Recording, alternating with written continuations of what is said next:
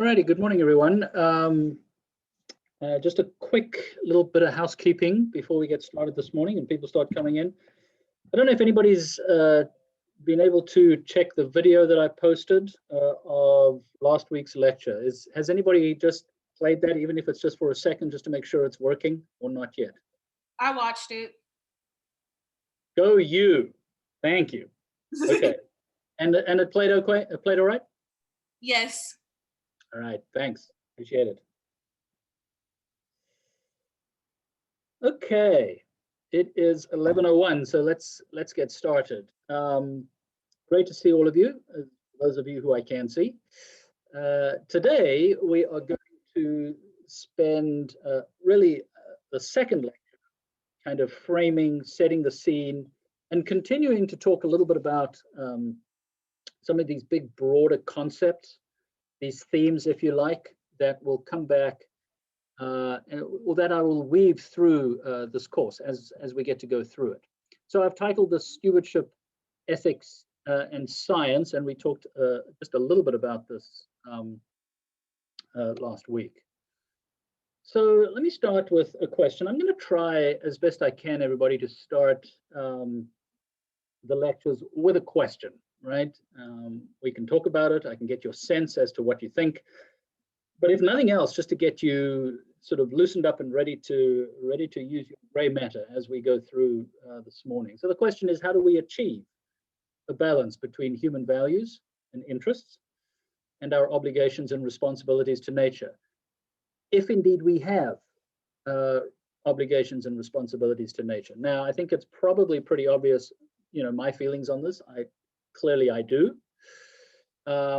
But this is a world where we have human beings and we have animals, right?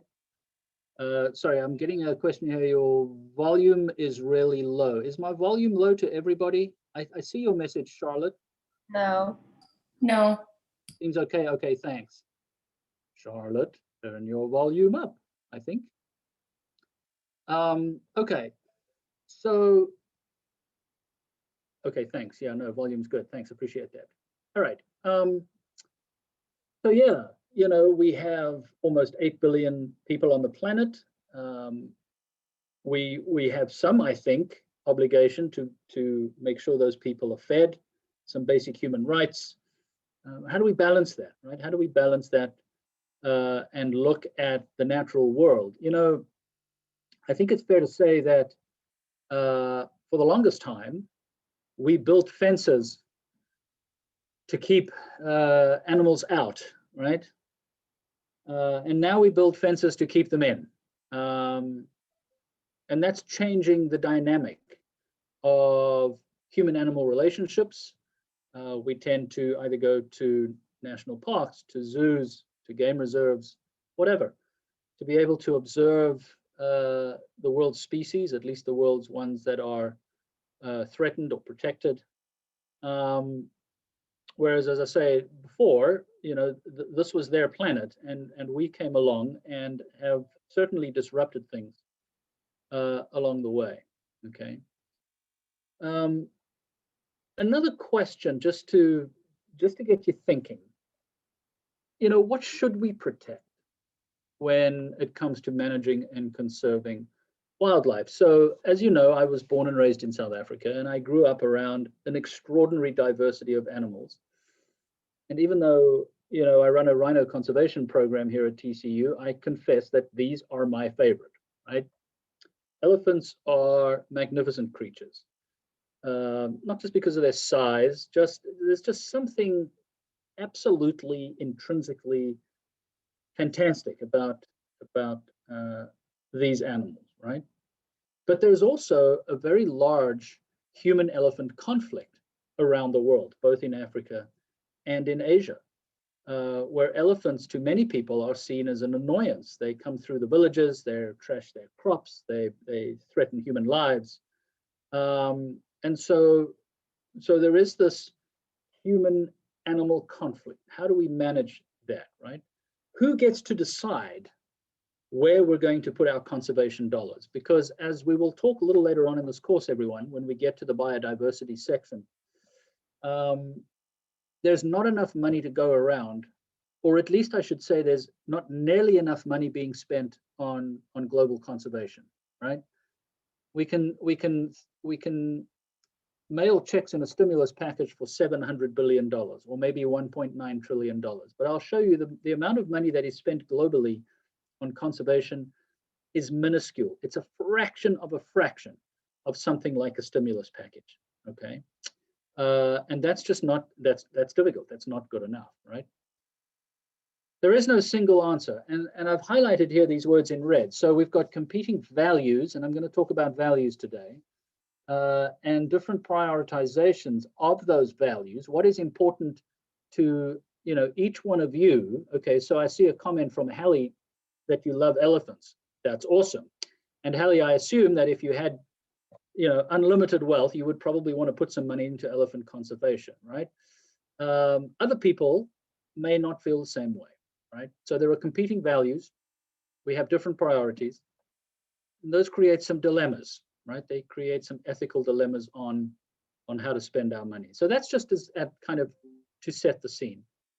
So I do want to talk about this term ethics for a minute.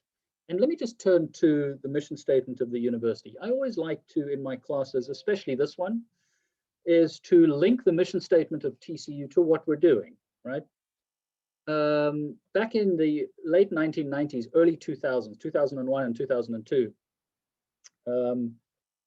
I was on a commission that, along with many other faculty and staff, to develop the mission statement of the university. And this is ultimately, after long discussions, this is what we came up with. So TCU is a community dedicated to learning, to educate individuals, and the underlines and the colors are mine. So we educate individuals to think and act as ethical leaders, right, and responsible citizens in the global community.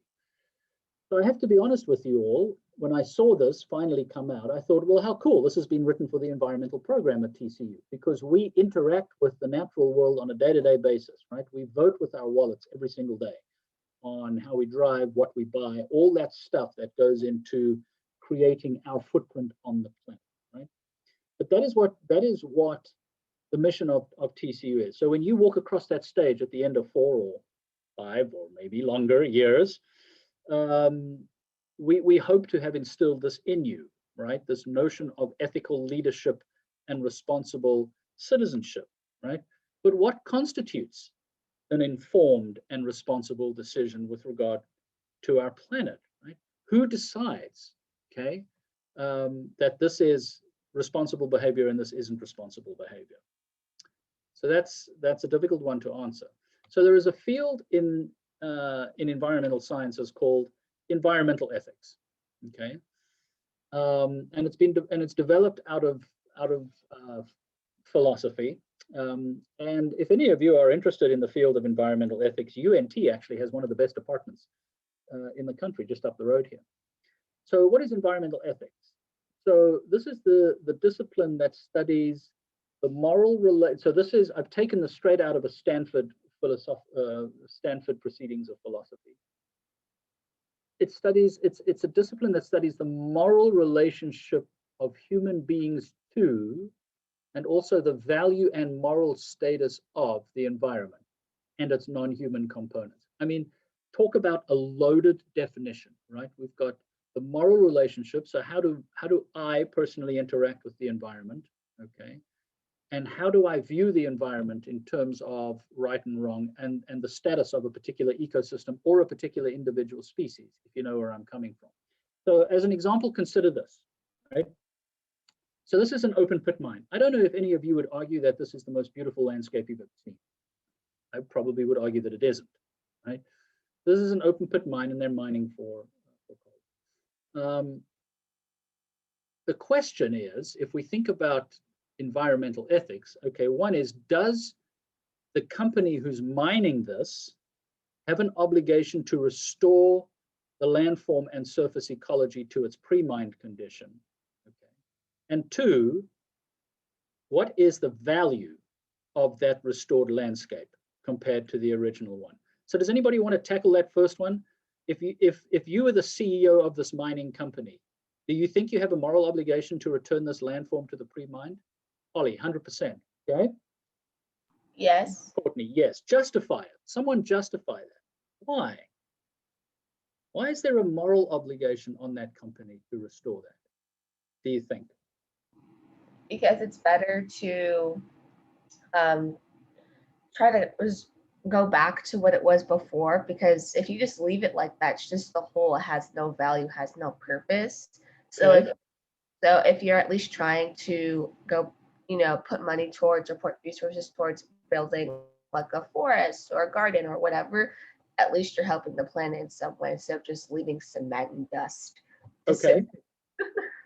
Yeah. Okay. So, Naila, I hope I didn't butcher your name. So you raised the question, how would they restore the nutrients in the soil? Very tough to do, right? And you'll see later on in this course just how long it takes to do that, to restore soils. Once you've degraded soil, you're in real trouble, right? Kevin, here's an interesting one. Does the company own the land? Can you just expand on that, why you asked that? Because that's an interesting question. Yeah, sure. So, I mean, kind of playing devil's advocate here. Yeah, good. I mean, some people would say that, I own the land and it's my land and I can do, as long as I'm not encroaching on other people's land or my activities go into their land, like an oil spill, that would go into someone else's land and that would not be okay. But some people would say, we own this land, we paid money for it, and we're a mining company and this is what we do. Right. So this So, but company, yeah. So I assume this company is not a charitable organization, right? Yeah.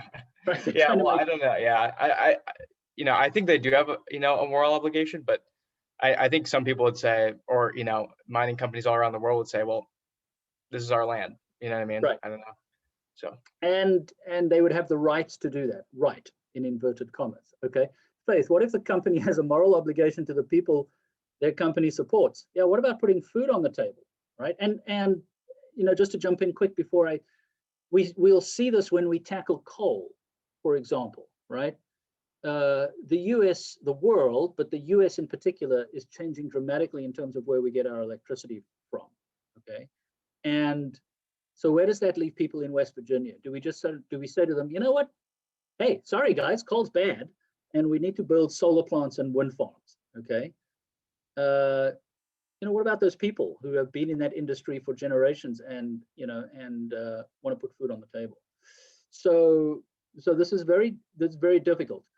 There is a law in the United States. There's a legislation called in 1977 called the Coal Reclamation Act, where in fact the company is supposed to put that land back to its pre-mined condition. Right? Think about that. How's that going to happen? Okay, it goes back to the earlier comment about how do you restore the nutrients? How are you going to restore that to a pre-mined condition? Right? So, and an interesting comment here from Charlotte: owning the land doesn't mean the effects of the mining affect only the owner. So absolutely, you want to expand on that? That's a really interesting comment, Charlotte, because to me that speaks to this notion of the greater good, right? Who bears the burden of the greater good by an operation like this?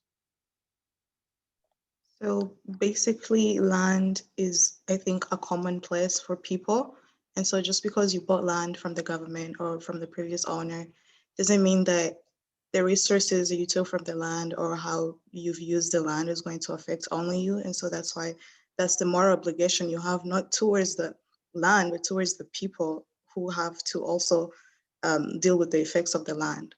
Correct, right? And you'll see this. I don't want to keep saying you'll see this, but you will see this when we talk about pollution and acid rain, right? The acid rain problem in Scandinavia, where the lakes were becoming acidified and fish were dying and forests were dying, had nothing to do with what was going on in Sweden, Denmark, and Norway. It was all pollution coming across from the United Kingdom, right? Pollution doesn't obey political boundaries. So what is the obligation of those companies and that country to global pollution? So interesting point. So let's talk about this for a second here, okay? We've seen this term value a couple of times, right? Environmental ethics is this field that looks at the morality of us and the environment, and the question of value and competing values, right? So there are two very important types of value here.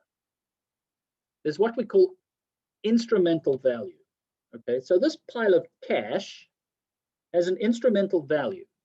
okay? These $100 bills. I think when I downloaded this from a website, this represents $1 million, okay? This has an instrumental value. The paper and this pile of cash in and of itself does not have a beauty. Maybe to some it has a beauty, but it's got an instrumental value because it's printed with a number that is tied to a purchasing power, right? It is a means to an end, i.e. the end is being able to buy stuff, okay? Does that make sense? So this is an instrumental value that you can quantify, whether you quantify it on an open market or not, right? As opposed to something like this, okay? So this is a landscape that I've come to love. This is the Eastern Cape of South Africa. This is the game reserve where we do all of our rhino work, okay? And this is the sun's setting on an evening. There's a rainbow, lots of beautiful animals walking around. This landscape, to me personally, has a different kind of value, right? This has an intrinsic value, a value that is intrinsic, inherent to the landscape for what it does to me personally. Nothing fills my bucket than looking out over a landscape, watching the sun go down, hearing the birds, smelling the African air.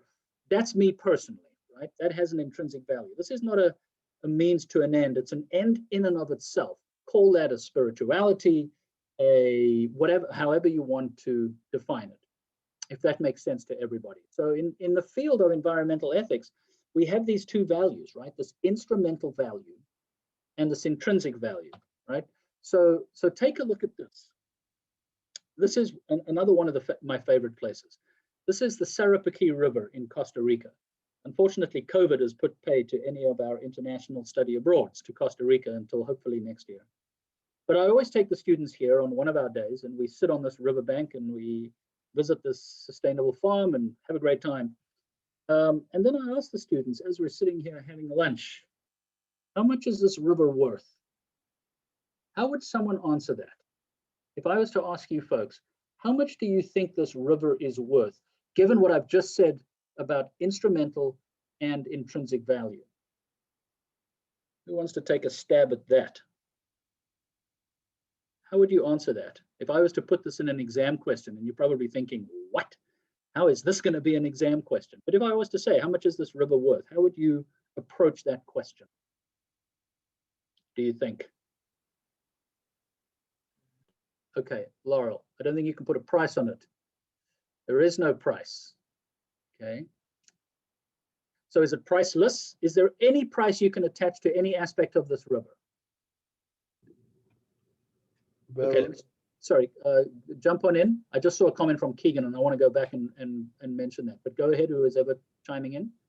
so what I would do is try to know about the aquatic life in there and like, is it worth anything? And if possible, try to get the water tested and know about the minerals and stuff. So that's some way I would get to know about the value of the river. Okay, good. yeah. So what kind of value would you subscribe to that? Is that an instrumental and intrinsic, some sort of combination? Because you're measuring some stuff here. I think some sort of combination. I'm not Okay, sure. yeah, Lindsay, you said it depends on the value of the resources and maybe the animals. Vegan, priceless, cannot relate to terms of dollars, but it is worth different things to different people. Yeah, same thing, Shannon, agree with that. As both intrinsic and instrumental, how much is it worth to you, Victoria? Comment on that. How much is it worth to you? You put that in inverted commas. Oh, what did you say? Oh yeah, I put that there because I just feel like there's not one answer. It's just always, it's based on kind of opinion and like what you believe is right. Like, you know, Yeah, it's hard to answer. hard to answer. Lindsay, you said you can monetize resources. Okay, absolutely. So if I had a company and I was interested in gravel mining or producing paved stones, right? Interesting comment, Shannon. I'll come back to that in a second. We could go into this river, and this is big business in Costa Rica and many rivers around the world, and we could mine all of this gravel sitting in this left-hand deposit here and put that on an open market and sell it. There's an instrumental value to that, right? The wood, we could go in and cut down all these trees and sell those, because there are some rather exotic hardwoods sitting in here, okay?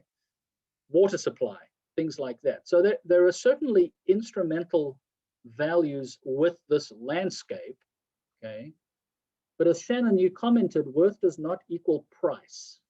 Yeah, right?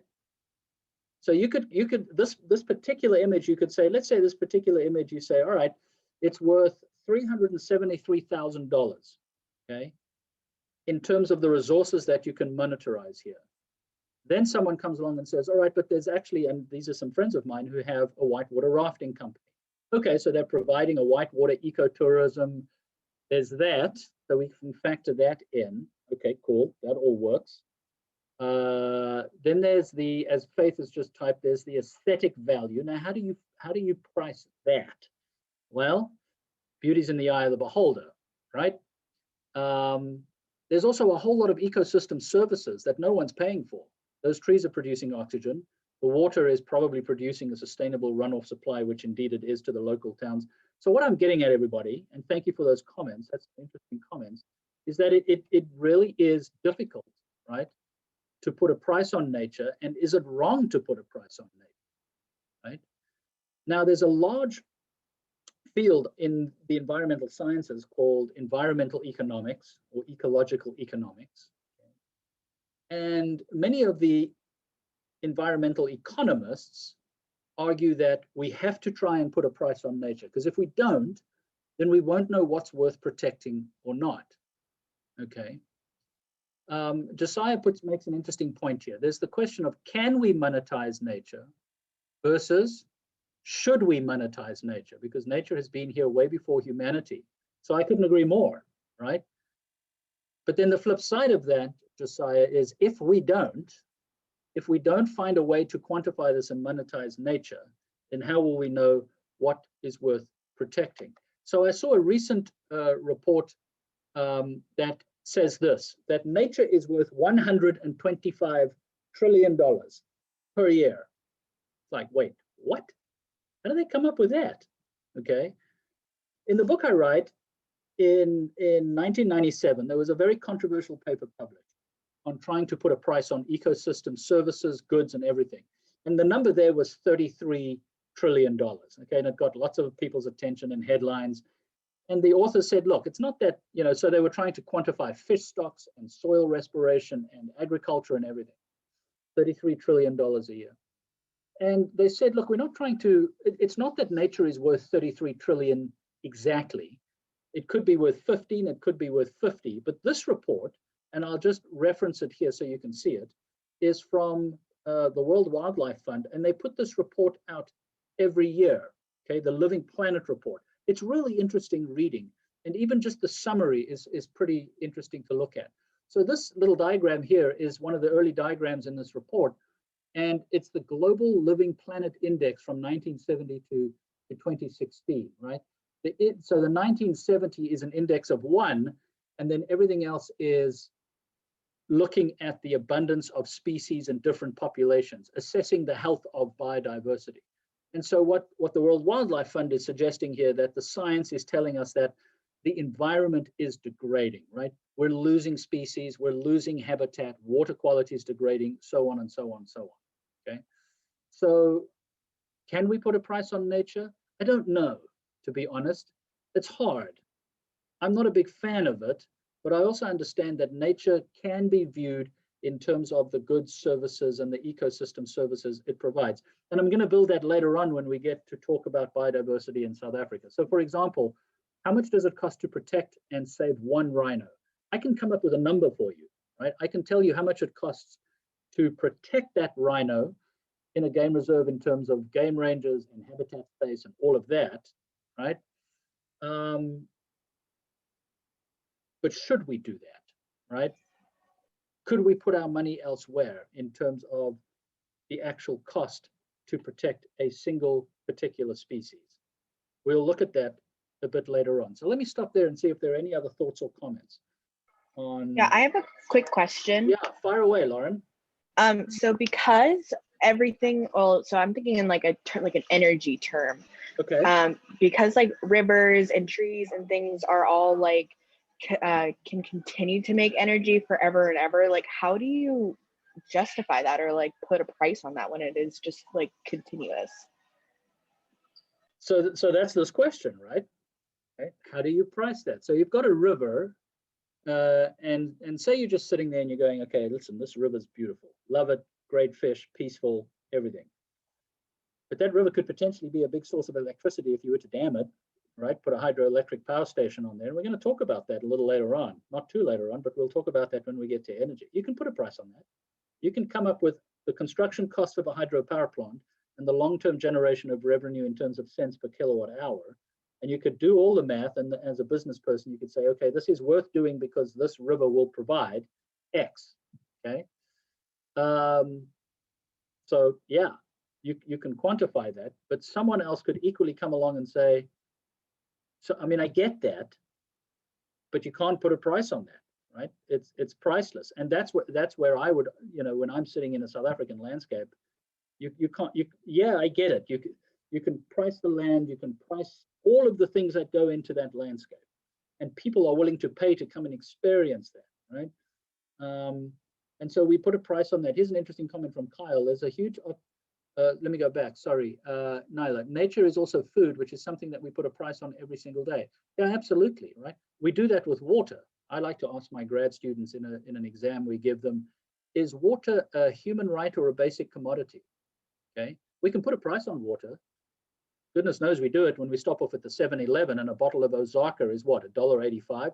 Osaka aren't selling water, by the way, they're selling plastic, but that's a whole nother issue, okay? We can put a price on it, okay? But for someone who's living on less than 5 gallons a day in a developing country, there's a different price to that, okay?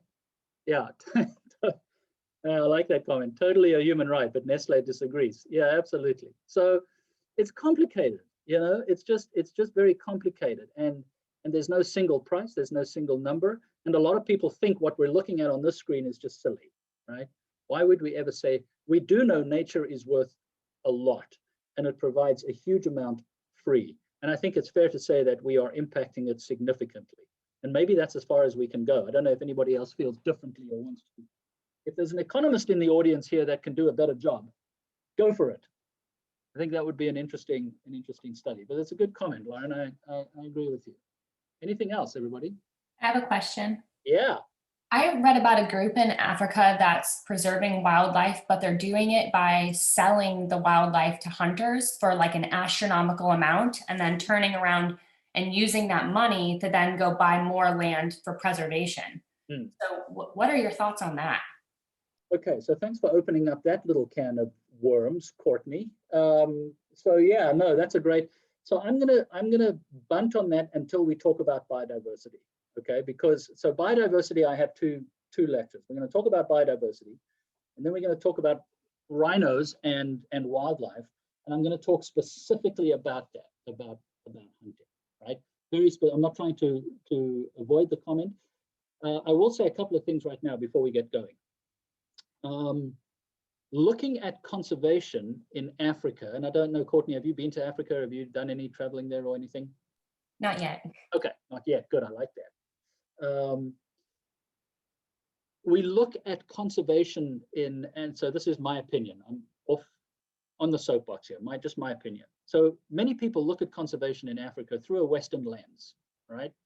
And I mix with a lot of different people. I mix with people who are absolutely anti-hunting in any form whatsoever, right? They believe every single creature, like John Muir did, is put there in a creation and should be protected and preserved, right? There are others who don't care about and they just hunt, and all they're interested in is posing with their big trophy and putting it on Facebook and Instagram, right? But there is a reality. It's a really, really harsh reality, Courtney, to conservation in many parts of the world. And I can only speak in Southern Africa, right? And the reality is, now I realize I'm going to lose, so when I'm talking in public, I will lose a certain percentage of an audience when I say that. The reality is that if hunting is done ethically, now there's going to be people that are going to go, wait, what? There is no such thing, right? It's like clean coal, no such thing, okay? But if you just bear with me, if it's done legally and ethically, and sustainably, and I've seen operations that do this, the amount of money that comes in, and if it's redistributed around the communities, it is, you use the term astronomical, it is astronomical. And if that hunting wasn't there, those animals would die. That's a harsh reality that a lot of people don't like to talk about, right? Now, am I a hunter? No, I have no interest in it, okay? And then, of course, we get back into this very slippery slope. Well, there's hunting and there's hunting. Is it different to hunt a white-tailed deer or to hunt an elephant? I'm going to put this right back on you, Courtney, now that you've cracked open the can. I said I'm going to talk about this in biodiversity, but I'm just interested. Do you think there's a difference between hunting a white-tailed deer and a rhino or an elephant? I grew up in Ohio and Michigan, where deer are grotesquely overpopulated. They result in Right. multiple car accidents and Yeah. things like that, and they've actually become somewhat of a pest in some parts. And so there are areas there where you can go and pay and hunt, and it's done more ethically, I would say. In that regard, I think there is a difference. It would be like killing a rat in an infestation versus killing an elephant. It's like totally different, ends of the spectrum. So yeah, I don't see many, I don't see many let's save the eel campaigns, Now there might be, but we tend to have big glamorous campaigns like Save the Rhino and Save the Elephant, and I'm guilty of that for sure, right? If we didn't have hunting in Texas, I don't think we would have white-tailed deer here, right? Then there's the question of bushmeat. Okay, I know hunting outfits. Again, I'm not a hunter, but I know hunting outfits in South Africa where it's not about the trophy, right? It's about the experience. The science drives the hunting. And they will go and the hunter will come on in and they will maybe take out an impala or a kudu, say, right? That entire carcass is used and processed and delivered as bushmeat and food to the local communities. A significant portion, if it's done ethically by the organizations, would then go back into schooling, and so there are enormous trickle-down effects of these types of operations. However, there's also organizations that are despicable, right? If you folks want to see, it's a very difficult movie to watch. It was produced by a friend of mine called Blood Lions. Okay? If you want to watch a movie about what hunting should not be, it's Blood Lions, right? So these organizations that will advertise, come to Africa, enjoy nature, go on a wonderful hike, hunt down a lion, and you're helping the economy. What it really is lion cubs are taken away from their moms. They're raised in cages. They're let go onto a half-acre lot. The hunter comes in and shoots it.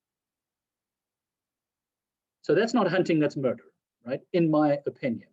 And so it's a really difficult conversation to have, because I agree with you, Courtney. I think there is this large scale.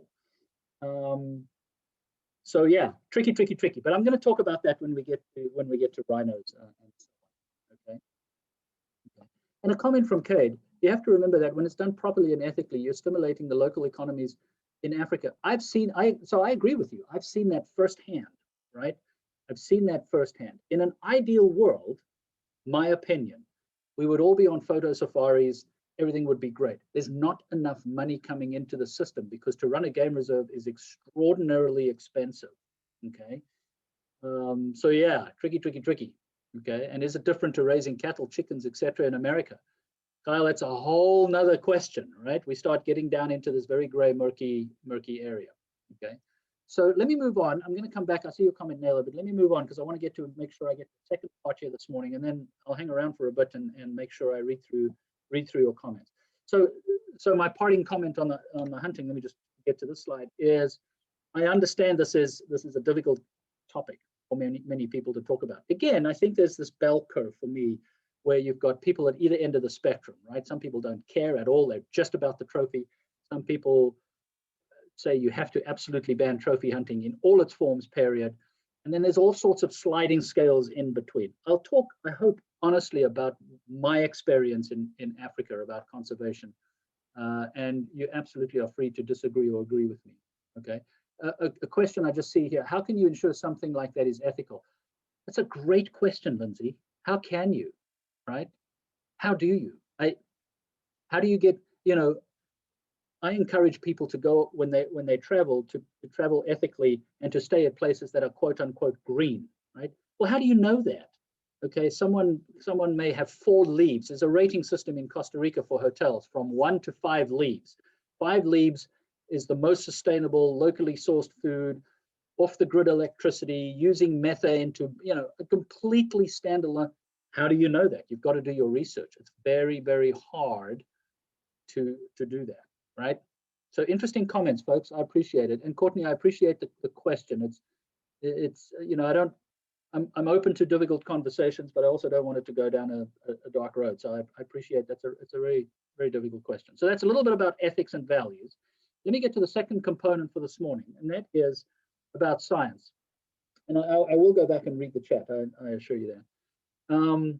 So this is called contemporary environmental issues, and you're getting a natural science credit, right? And some of you are just interested in the environment, and I can sense that from your questions. And some of you may be grizzled veterans who have left your natural science credit to the last minute. That's okay, right? But I do hear from people all the time that they're a little nervous about a course like this because they're not very good at science. So let me try and at least relay your fears on that. Okay, so when we say something, when you think of science or something is scientific, you may think of this guy, right? Albert Einstein, smart guy, okay? Pretty important in the science community. Or you may think that this guy is your science dude, okay? Often I think people think that science is this mysterious and incomprehensible thing, all right? I do see people get a mental block over this word science, okay? Here's one of my favorite characters. So science is not this life form of its own, right? Science, everybody, is just simply a way of looking at the world. It's a way of gaining knowledge, okay? We have a method that constrains us being people in the scientific community. Okay? It is hopefully a method that allows us to be systematic, that allows us to be precise, and I'm going to talk about, or at least mention, precision and accuracy just at the end. It hopefully allows us to be objective, right? I think that's, I don't know how you folks feel, but I think that we've seen that a lot maybe recently with, with the pandemic and COVID-19 and vaccines, okay? These vaccines have been rolled out very, very quickly. And the public faith in something like that, who do we believe? Do we believe people running around in white lab coats or not, okay? There is this very important notion in science of neutrality and being unbiased, okay? But let me assure you, everybody, that science and scientists don't operate in a vacuum, right? We operate within a society, within a culture, and we have to acknowledge that. We have to be aware of that. Again, there are ethics that constrain us in the scientific world on how we do our science, and there's a method that constrains us. But we're also, we're not infallible, right? We also have to be aware, and I really encourage you to think about this, and especially as you get, if you're a freshman or a sophomore and you're starting to get deeper into your academic career, to be very critical of where your data and information comes from, right? And to be aware and cognizant of what is, junk science and faulty scientific data, which may be used, as I've written here, to advance special interests, okay? Science is often misappropriated by special interest groups, okay? I was told once by my PhD supervisor, Mike, you can massage your data and eventually it will confess, right? Eventually it'll tell you what you want it to tell you. You can manipulate it to back up what you want. But obviously that is really, really bad. So what's this method, okay? This actually happened to me fairly recently. And I needed to get a flashlight, and I got the flashlight out, and I turned the flashlight on, and it didn't work. Uh-oh. So what's the first thing that comes to your mind? Well, it's probably the batteries, right? Got to change the batteries. It might be the bulb. Okay, it may have to change the bulb. There may be something wrong with the switch. So what do? Well, you'll probably switch the batteries out first and try it, and if the light comes on, done. You've answered your question. You would go then through sequentially to try and change these things out to see if you can come up with the answer. What you've done in a very simple way is practice what we call the scientific method, right? This method that should constrain us and should allow us to be objective in our scientific inquiry. if that makes sense. So this is the scientific method. And I just want to throw out here a couple of terms and define a couple of very important terms, because we're going to come back and refer to these, everybody, as we start unpacking this course. The scientific method basically starts with this: making an observation. Ruh-roh, flashlight doesn't work. Okay. Wonder why? Well, let me form a hypothesis. My hypothesis is that it's the battery, or you can have multiple hypotheses. I think it's the battery, the switch, or the bulb, right? A hypothesis is not a theory. A hypothesis is an educated guess. That's all it is. And it's really important to get that out there, everyone, because we're going to look at theories and laws and hypotheses as we go through this course. So a hypothesis is an educated guess based on a problem, based on an observation. And then you run your scientific experiment, right? You conduct your experiment to test your hypothesis, to see if you can verify your hypothesis. And if you run your experiment and your data supports your initial question, then you accept it, right? Check, you accept your hypothesis. My experiment suggests that my initial hypothesis was correct, okay? If it doesn't, you have to reject your hypothesis and you've got to start rethinking things here. Either your observation is not correct, or your hypothesis is incorrect, or your experimental design is incorrect. Something's gone wrong and you retest it. Does that make sense to everybody? Right? That's the scientific method. It's just simply a way of looking at the world. It's a way of verifying information. Not everything can be done this way, right? We have to use different types of inquiry. Okay? It's very hard to run an experiment to test plate tectonics and continental drift. We can't just say, okay, we're going to move the continents around. We have to use computer modeling and other forms of inquiry. But in the environmental sciences, this is a very important method, and in the sciences in general. And with evidence from a group of related investigations, then you come up with what we call a theory, okay?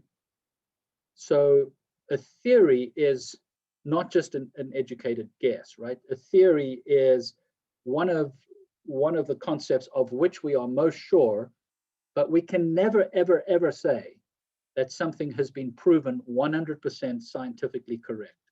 Because if you go through a series of investigations and the theory stands up, the theory of relativity, or whatever the theory is, okay, eventually you might get to what we call a law or a general principle, okay? So take, for example, gravity. I'm pretty certain that when I toss this marker up and I catch it every single time, it's going to come back down, okay? I can't be 100% sure. You may think, wait, what? That doesn't make any sense, because there is the chance that when I toss it up, it just goes straight up through the ceiling. Now that chance is a fraction. It's tiny, tiny, tiny, okay? Because we are pretty darn sure that gravity works and is a law of the universe, right? So we're moving along the spectrum in a sense of uncertainty, moving towards more and more certainty as we move from a hypothesis to a theory to a general principle or a law. So just bear that in mind, that when we talk about a theory, right, it is a broadly conceived, coherent, well-supported concept, okay? And I'm going to use that term specifically, all right? So make sure you're comfortable with what a theory is. It is open to falsification, right? We can absolutely come in with a second set of studies and say, you know what, this theory is wrong, doesn't work, okay? And then you have to try and support that with some really good data. Theories simplify and clarify our understanding of the world, okay? And they are the concepts of which we are most certain. They can be verified for not proven. Folks, you've probably seen that, right? How many times do you read something that says, it's been scientifically proven that, right? Eating this is good for you. No sooner do you hear that, you say, it's been scientifically proven that eating this is bad for you. And the public go, well, who do I believe, okay? And part of that deals with uncertainty. So let me just end this morning. What have I got? 5 minutes, perfect. This is something that I see a lot of abuse in when it comes to the public discussion. What are we looking at here? Let me just quickly see if I can annotate this diagram. So we're looking at here a plot from year to 1900 all the way through. Here we are in 2020, right? And this black line here is the observation of the change in global temperature. Here we are in 2020, okay?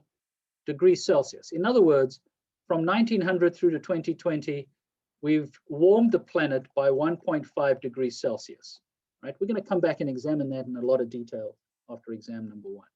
What are these curves here? These curves here are where temperature might go in the next 80 years, okay? And these lines, these bars on the right, are the broad spectrum of where we think temperatures might be globally by 2100. What's the problem here, everybody? What do you see in this diagram that should make you go, hang on a second? Here we are, right? And now I'm telling you what climate change or global warming. So Vin, we don't know which path we will take. Correct, absolutely, right? A wide range of possibility. Global warming might be 4 degrees Celsius warmer, or it might be almost nothing, according to the computer projections. So knock yourselves out, everybody. Pick a number. If we're going to make policy, right, on what we should be doing with carbon and climate change, what do we build that policy on? Do we build it on this, or do we build it on this, or do we take some sort of average? There is an inherent uncertainty to everything we do. And I think some people just see uncertainty as, well, we can't deal with it, so we shouldn't do anything. Here's an example. Let me show you what I'm just going to use 2 examples that happened in August. So this happened last August. So what are we looking at here? We had 2 tropical storms. This was Tropical Storm Marco, right, in the Gulf of Mexico. So I'll just circle this here. This was 7 a.m. on Sunday, right? This was where the storm was supposed to go through Wednesday. And on the right are all the computer projections showing individually where the storm should have gone, right? They were bracing for a major hurricane to make landfall in Louisiana, okay? This is what happened to Marco. Nothing. Fail. It died out and it disappeared and it didn't even make landfall. And so your confidence in that forecast, people start going, well, hang on a second. What's that gonna, how does that work? Here's the other one, right? This is Tropical Storm Laura. Tropical Storm Laura was supposed to make landfall as a Category 1 hurricane at 2 a.m. on Thursday. All of the computer models said, well, it's looking like this is gonna happen. And whoops, and here's Laura making, let me go back one. Here's Laura making landfall, not as a hurricane, but as a major storm, exactly where they predict, right? There is a range of possibilities, and that's just uncertainty in how the atmosphere behaves. It's the uncertainty of potential outcomes, right? Esmeralda, there isn't an exact answer, merely a wide range of possibility.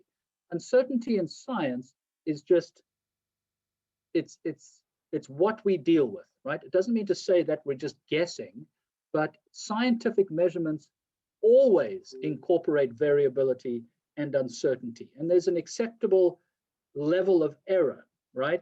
It doesn't imply doubt, it just means that we are uncertain, okay? So just bear that in mind, and I'll skip through that just to go to this one. This notion of accuracy and precision, and I'll just end here. We talk about scientific measurements, right? Being accurate or precise. So on the left-hand side here is a target. So let's say you're out at the shooting range and you've fired 4 shots here. You want to try and get it in the bullseye, and you've got 4 shots that are reasonably accurate, but not very precise, versus the one on the right, okay? A set of 4 shots that aren't very accurate, but are much more precise. Does that make sense to everybody? So bear that in mind as we walk through this, when we start talking about things like measuring climate change and measuring species diversity and measuring soil loss and so on. What are we dealing with? Are we dealing with precision and accuracy, and or a combination of the two? And that takes us to 1149. Sorry, yes, question, Janera. Oh, yes. What was your explanation of accuracy in terms of the bullseyes? Yeah, so accuracy is when your measurements are closer to the real value. Sorry, I should have articulated that better. So accuracy is when your measurements, or in the case of the shots, are closer to where they should be, closer to the bullseye or closer to what the real value is. So if you're taking water quality measurements, right? Let's say the actual amount of dissolved oxygen in the water is 5 parts per million, and your measurements are giving you 6, 4.5, 5.8, 4.7. They're sort of around 5, but there's some spread. They're more accurate than precise. as opposed to if the actual measurement is 5 and your instrument is reading 3, 3.1, 3.1, 3.2, 3.1. That's not really what the measurement is, but they're much more precise. Does that make sense? Does that help? Yes, thank you. Okay, good. Any other comments or questions before I end class formally? We have a tweet due, right, soon? On the 29th, 29th, Friday thank you. evening at 11:59. Yes, thank you. That's your first 280 character discussion tweet. Give it a bash and see how it goes. I'm happy to even look at one if you want to email me one, just if you want to check if you're on the right track. All right, I will end the recording. I'm going to hang around, see if there's anything else that people have. But have a wonderful day, everybody. Good to see you all. Thank you. Yeah, I bet. And Thank thanks for a Thank good you. discussion.